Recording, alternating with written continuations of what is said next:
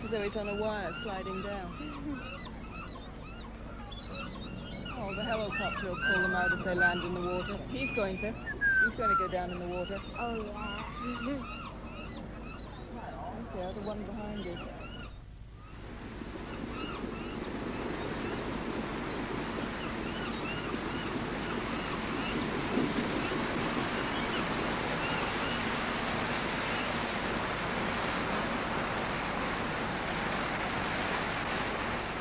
This body of water is, of course, Lake Ontario, the most easterly and also the smallest of the Great Lakes. Perhaps one should say the least great of the Great Lakes. But it's still a sizable pond nonetheless. Matter of fact, a Dutch friend of mine never tires of telling his relatives back home that you could drop all of Holland into this lake and still have room for enough windmills to keep Don Quixote busy for a lifetime. And actually, he's quite wrong. In fact, it's an outrageous exaggeration. I looked it up, and Holland is about 5,000 square miles larger than Lake Ontario. So you could drop it into Lake Superior or Lake Michigan or Lake Huron, and it would disappear without a trace. But if you tried it here, there would be very serious flooding. Right now, we're on one of a series of small islands on either side of Lesser Islands, which overlap each other like a crossword puzzle and protect Toronto Bay. The islands are primarily a recreational spot. Ferry boats shuttle visitors and picnicking Torontonians back and forth to the city proper. But some hardy folks still live here year-round. In fact, there's been a community of some sort in these islands for a century and a half.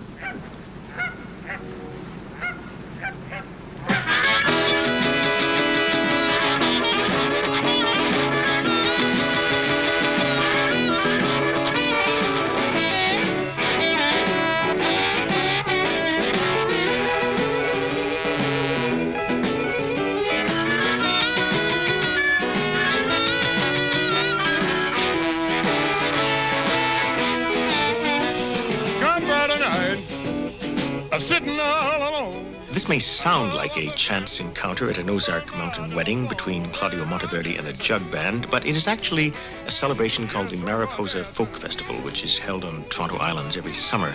That name, Mariposa, cropped up early in the century in the writings of the humorist Stephen Leacock, who used it to disguise the identity of his hometown, which was actually called Orillia, and which he satirized with immense affection, really. Orillia is about 100 miles north of Toronto, and it happens to be the place where, as a child, I spent all of my summers and most of my weekends. Matter of fact, on summer evenings, I used to run my boat past Stephen Leacock's house on Old Brewery Bay. In his day, the citizens of Orillia took a very dim view of Leacock. They felt that he'd held them up to national and indeed international ridicule. But after his death, they discovered that there was real tourist potential in acknowledging that they had been true Mariposans at heart all along. His house became a museum. Plaques went up all over town decoding the pseudonyms that he'd used for the characters and places he'd written about. But they did draw the line at the Mariposa Folk Festival. It was held in Orillia for, I believe, one summer, but the local folk vowed never again, and I can see their point. Jug bands are all well and good, but there's no sense in diluting them with Claudio Monteverde.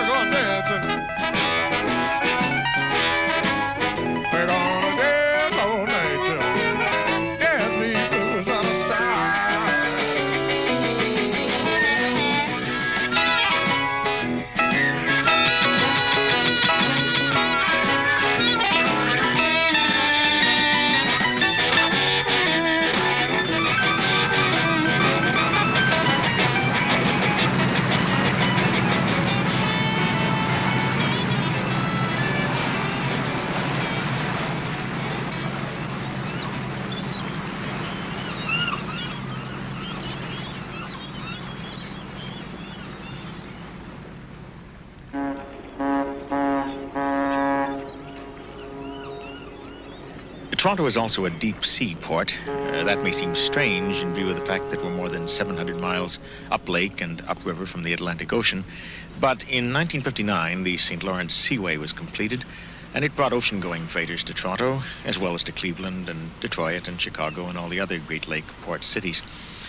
I've always been an incorrigible boat gazer. I used to wander down to the waterfront when I was a teenager and gaze at the Great Lake freighters, boats that carried wheat from the prairies or iron ore from the smelters of Ontario and had solid, respectable names like the Gordon C. Leach or the George G. Henderson.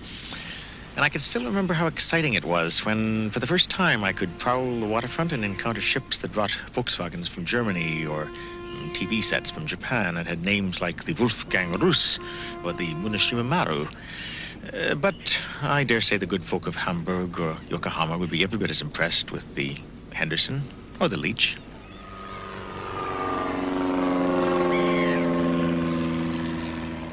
Quando ce l'ha? Ma un po' vengono dopo. Che tengo io una.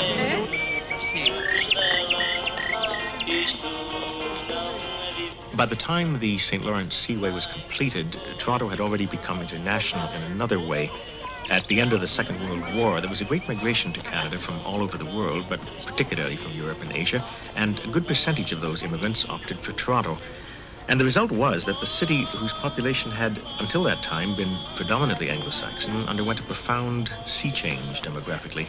The Anglo-Saxon population was reduced to a minority, though still the largest minority to be sure, and the city began to reflect the cultural diversity of its new residents. The post-war ethnic balance became a sort of third force in Toronto's, and indeed Canada's, political life. But the central fact of that political life is, of course, the French-English dichotomy, and has been indeed since 1763, when Canada became a British possession. Our compatriots in the province of Quebec often point out, and I think quite rightly, that in an officially bilingual country, there's something rather odd about the fact that Toronto could boast street signs in Chinese, but not in French.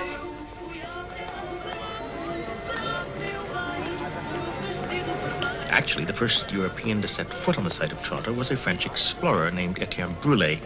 He turned up for the first of many visits in 1615 and discovered that the Indian tribes who used Toronto Bay as a watering hole had the foresight to give the place its present name, which literally means there are many of them. Well, Brulé, by all accounts, was a bit of a bounder, and on one of his subsequent trips, the Indians decided that there was now one too many of them, and they ate him. How much is the pickle? Pickles are $2.29. Freshly picked. Look at this. Yeah, but look, for good stuff you have to pay for it. You know, it's like anything else.